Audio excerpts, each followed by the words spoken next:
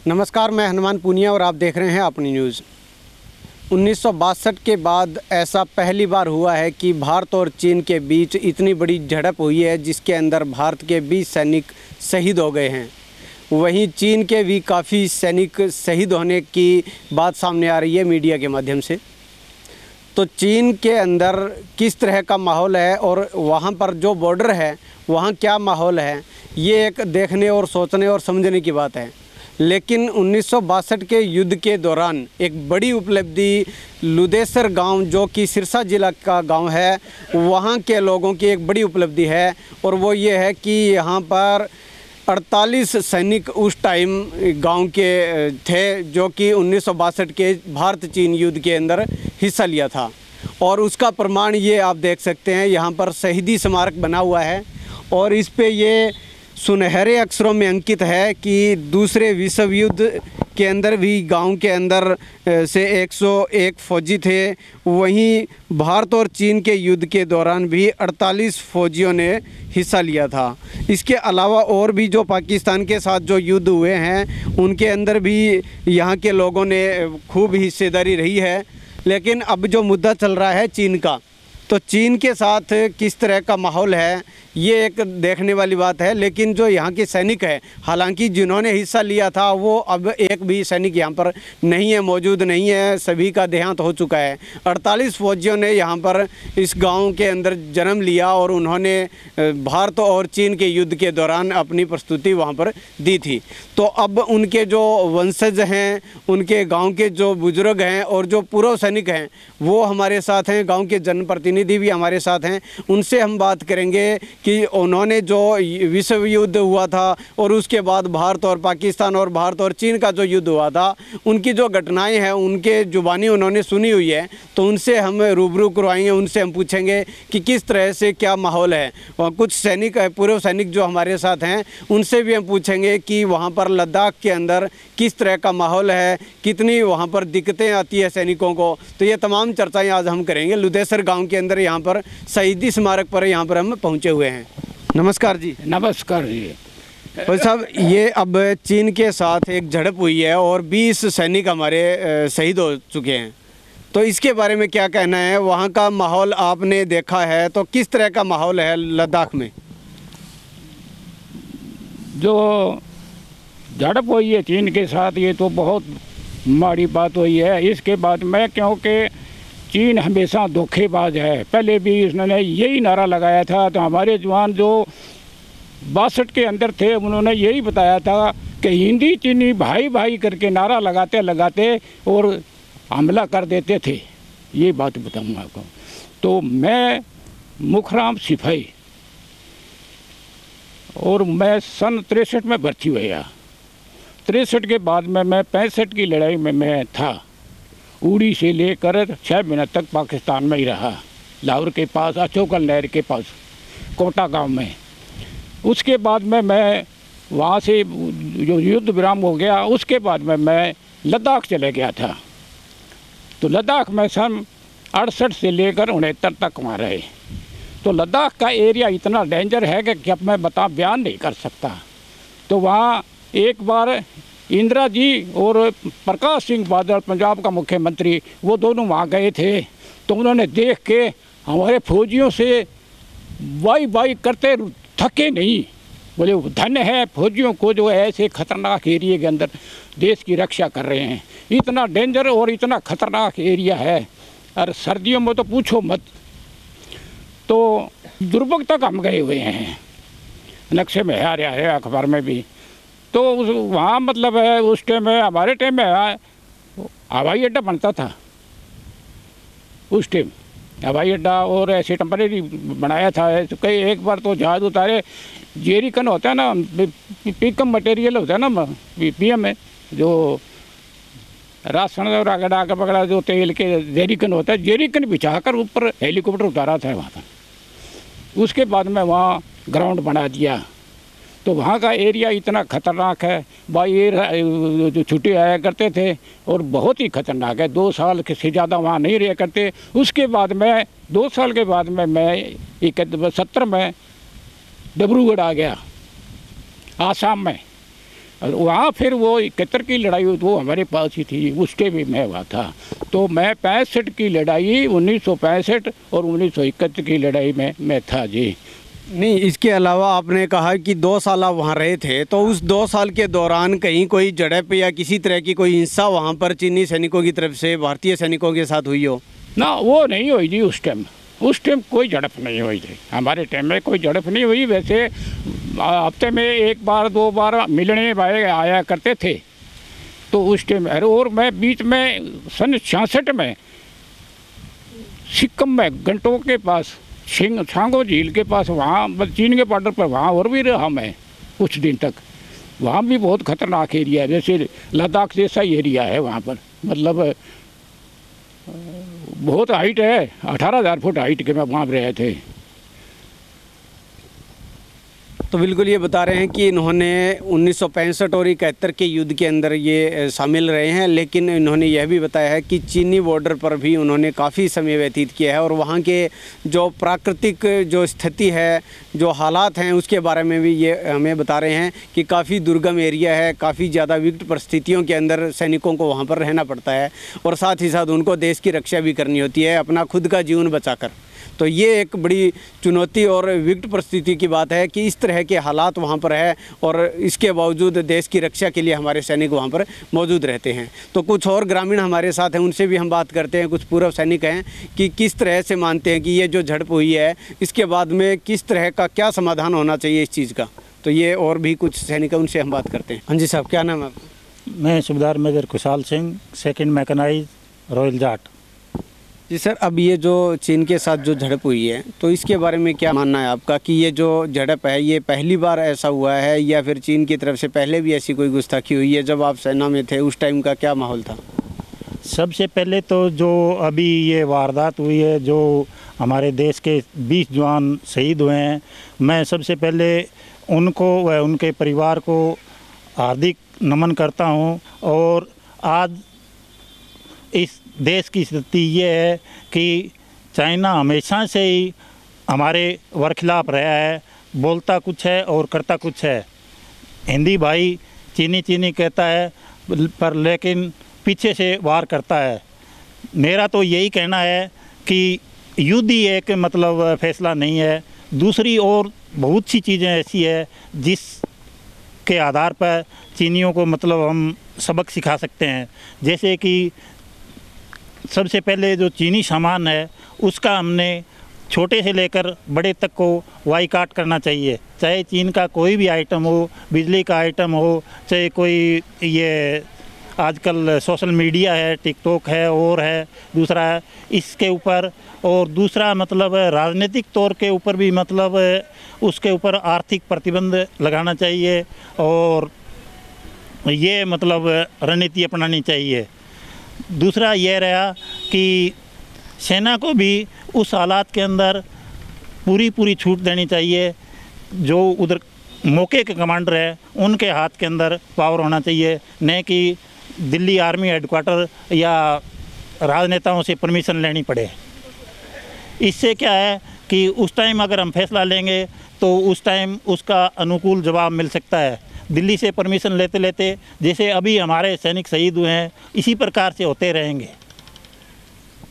अब ये जो हुआ है और जो 1962 के अंदर जो युद्ध था उसमें और आज अगर युद्ध की स्थिति आती है तो कितना फ़र्क मानते हैं? क्योंकि 1962 के जो युद्ध है उसमें हमारी कहीं ना कहीं एक हिसाब से हम कह सकते हैं कि हार हुई थी, तो उसमें आज कितना फ़र्क मानते हैं कि आज अगर ऐसी युद्ध की स्थिति आती है? तो आज अगर ये युद्ध की स्थिति आती है तो आज और 62 की लड़ाई के अंदर दिन रात का अंतर है। ये पहली बात तो हथियारों का बहुत ही मतलब अभी आधुनिकीकरण हो गया है, जो मिसाइल सिस्टम है या और दूसरा है जो पीछे से लॉजिस्टिक है उसको पहुंचाने का हो, चाहे रोड के माध्यम से, रेल के मार्ग से या हवाई जहाज़ के मार्ग से, वो सप्लाई हमारी कट नहीं हो सकती। इसलिए आज समुद्री सीमाएं भी हमारी बहुत सक्षम है और वायुसेना भी बहुत सक्षम है। इसलिए आज का अगर युद्ध होता है तो हम चीन को मात देख सकते हैं। चलिए, बिल्कुल ये बता रहे हैं कि आज के हालात और 1962 के हालात में दिन रात का फ़र्क है, और आज अगर ऐसी स्थिति बनती है तो भारतीय सेना कहीं भी किसी भी सूरत में चीन से परास्त नहीं हो पाएगी, चीन को ज़रूर हराएगी। ऐसा दावा यहाँ लुदेसर गांव के पूर्व सैनिकों की तरफ से किया जा रहा है। तो कुछ और पूर्व सैनिक हमारे साथ हैं। नमस्कार जी। नमस्कार। क्या नाम है सर? मेरा नाम हवलदार सतबीर सिंह है। मैं कारगिल की लड़ाई में हाजिर सर्विस में लड़ी है। 2000 में रिटायरमेंट हुआ हूँ। उससे पहले कारगिल लड़ाई में मुस्को घाटी के अंदर हाजिर सर्विस में लड़ा हूँ। ये जो चीन के साथ जो अब ये घटनाक्रम हुआ है, उसके बारे में क्या कहना है?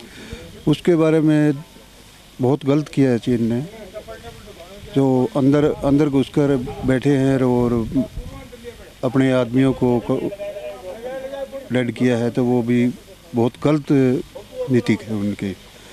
इनका ये सामान आ रहा है तो उसको भी नहीं लेना चाहिए, क्योंकि उसकी तो करेंसी बढ़ती जा रही है, आमदनी बढ़ती जा रही है।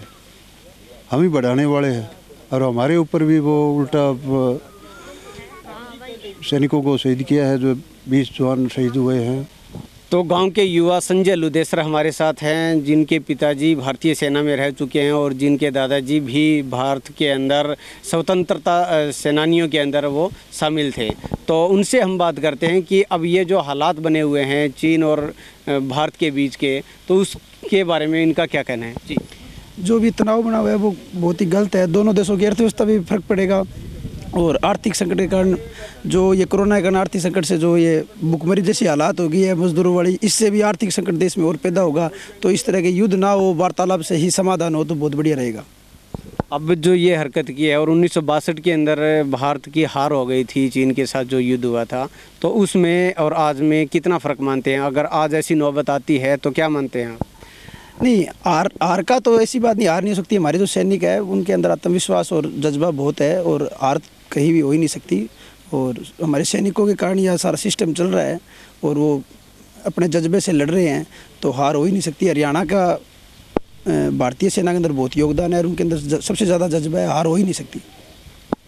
आपके गांव के उस जो चीन के साथ जो युद्ध था, उसमें 48 सैनिक वहां पर हिस्सा लिया था, और इसके अलावा भी आपके गांव का इतिहास है वो काफ़ी इस मामले के अंदर काफ़ी बढ़िया है कि आपके गांव के अंदर काफ़ी सैनिक रहे हैं। हर एक विश्व युद्ध की बात हो, चाहे कोई भारत पाकिस्तान के युद्ध की, तो उसके बारे में क्या कहना है? नहीं, हमारा स्टार्टिंग से ही देश प्रति बहुत जज्बा था, आज भी जज्बा है बच्चों में, लेकिन सरकार की तरफ से सहायता नहीं मिलती। मान लो भर्ती होनी चाहिए तो युवाओं को मोटिवेशन मिलेगी, और सरकार को सहयोग करना चाहिए, भी कोई ग्राउंड वगैरह या प्रैक्टिस के लिए कोच वगैरह देना चाहिए, तो युवा आगे जा सकते हैं। लेकिन कोई सहायता ही नहीं देगी तो जाएंगे कैसे? पंचायत के पास इतना फंड नहीं है भी वो युवा बच्चों के लिए कोई कोच वगैरह नियुक्त करवा सके। सरकार अगर ऐसी मदद करे तो बच्चे बहुत आगे जाएंगे। अगर भर्ती ना करा सके तो कोई कोच वगैरह स्पेशल दिया जाए तो बच्चे आगे जा सकते हैं। लुदेसर गाँव के बच्चों में बहुत जज्बा है। क्या नाम है आपका? मेरा नाम है नायब सरदार अमर सिंह, 10 गार्ड 10 मैक। आपने भारतीय सेना का आप हिस्सा रहे हैं, तो क्या मानते हैं कि चीन ने जो हरकत की है उसके बारे में क्या कहना है? मेरा जो इस हरकत के बारे में यही कहना है कि चीन ने जो हरकत की है वो बहुत गंदी हरकत की है, और ये हरकत धोखे से की है, क्योंकि 6 तारीख को तो वार्ता हुई थी, हमारे सैनिक थे वो उस वार्ता पर डटे रहे, और उनके मन में जो है वो दगा था, तो घात लगाकर हमला किया गया, अंधेरे में हमला किया गया, और बड़ी बुरी तरह से उनको मारा गया। और सुनते हैं कि चीन का भी कुछ जवान मरे हैं, लेकिन वो उनको बता नहीं रहे हैं। तो इस चीज़ को मिटाने के लिए सेना को फुल छूट दी जाए, और इसका बदला लिया जाए हर हालत के अंदर, तभी चीन बाज आ सकता है। नहीं तो ये हरकतें होती रहेगी, जवान मरते रहेंगे, और चीन आगे बढ़ता रहेगा। तो चलिए बता रहे हैं कि चीन को सबक सिखाने के लिए पूरी परमिशन सेना को वहाँ के जो कमांडिंग ऑफिसर हैं उनके हाथ में पूरी तरह से होनी चाहिए। वो जो निर्णय लेना समय के अकॉर्डिंग जो उनको उचित लगे वो अगर वो वहाँ पर फैसला ले सकते हैं तो उस स्थिति के अंदर वो अपने स्तर पर बड़ी कामयाबी हासिल कर सकते हैं। तो अब गाँव की महिला सरपंच हमारे साथ हैं योगेश कुमारी घाट, उनसे भी हम बात करते हैं कि इनके गाँव के 1962 के युद्ध के अंदर इनके गाँव के जब 48 सैनिक उस युद्ध के अंदर हिस्सा रहे हैं तो उस पे इनका क्या कहना है, इनको किस तरह का कितना गर्व है। जी सबसे पहले तो मैं आपका धन्यवाद करना चाहती हूँ कि हमारे गांव के इतिहास के बारे में आपने यहाँ आकर सुध लिया। उसके बाद जो भी चीन और भारत का युद्ध हुआ है उसके अंदर 20 जवान जो शहीद हुए हैं उनको मैं श्रद्धांजलि अर्पित करती हूँ और उनके परिवार को श्रद्धांजलि सांत्वना देती हूँ। तो मैं ये कहना चाहती हूँ कि हमें गर्व है कि हमारे गांव के अंदर जितने भी बता रहे हैं 101 घर थे, तब 107 फौजी थे। तो ये पूरे भारत के अंदर मतलब मैं हरियाणा के अंदर नहीं, एक भारत के अंदर भी शायद ऐसा गांव है जिसके अंदर इतने फौजियों ने अपनी वीरगति को प्राप्त हुए और अपने देश को आज़ाद करवाया। बता रहे हैं प्रथम विश्व युद्ध के अंदर और द्वितीय विश्व युद्ध के अंदर गाँव के बहुत से वीर जवानों ने अपनी जान को मतलब सलाम कर दिया, उन्हें वीरगति को प्राप्त हो गई। और उसके बाद 1962 के अंदर बता रहे हैं भी गाँव के 48 फौजी थे और द्वितीय विश्व युद्ध के अंदर 101 फौजी थे और अभी पाकिस्तान और भारत का युद्ध हुआ था उसके अंदर 36 फौजी थे, जैसा कि इस इतिहास के अंदर बताया गया है। और मुझे गर्व है कि हमारी मातृभूमि है वो ये गांव लुदेसर है। और मैं ये चाहती हूँ कि प्रशासन की तरफ से हमारे गाँव के अंदर आकर शहीदी स्मारक के अंदर कभी मतलब प्रोग्राम किए गए, क्योंकि मैं 2016 के अंदर सरपंच बनी थी। उसके बाद हमारे गाँव के अंदर DC सर थे अशोक गर्ग, पहले वो भी आए थे। उनके तरफ भी गाँव वालों ने और कुछ मांग नहीं की, सौंदर्यकरण के लिए मांग की थी कि शहीदी स्मारक को सौंदर्यकरण किया जाए। एक शेड की मांग की थी, वो भी हमारी पूरी नहीं हुई है। उससे पहले गौरव पट लगाया गया था तो शरणदीप कौर मैडम थे वो आए थे, उनकी तरफ से गांव वालों ने ये मांग की थी कि शहीदी स्मारक को पत्थर लगाकर पक्का किया जाए। पर वो पत्थर आया वो घटिया किस्म का था तो गांव वालों ने मना कर दिया। उसके बाद ये इंटरलॉक लगा के पक्का किया गया है। तो पीछे सांसद सुनीता दुग्गल मैडम आए थे, उन्होंने ये बोला था भी गांव का इतिहास है वो देखकर सबका हृदय है वो गदगद हो जाता है। तो मैं ये बात सरकार तक पहुंचाऊंगी कि आपके गांव में आकर वो प्रशासन की तरफ से यह सुध लिया जाए, इसका सौंदर्यकरण किया जाए, देखने के लायक बनाया जाए। लेकिन अभी तक कोई हल नहीं हुआ है क्योंकि हमारी हर कोई मांग है वो पूरी नहीं हो रही। तो मैं ये चाहती हूँ भी जिस गाँव के मतलब हर एक घर से एक एक वीर गति को प्राप्त हुआ है, हर एक माँ को पता होता है कि उसका बेटा अगर वो फौज में शहीद हुआ है तो उनके हृदय पर क्या बीत रही है, पर हमारी कोई मांग है वो पूरी नहीं हो रही।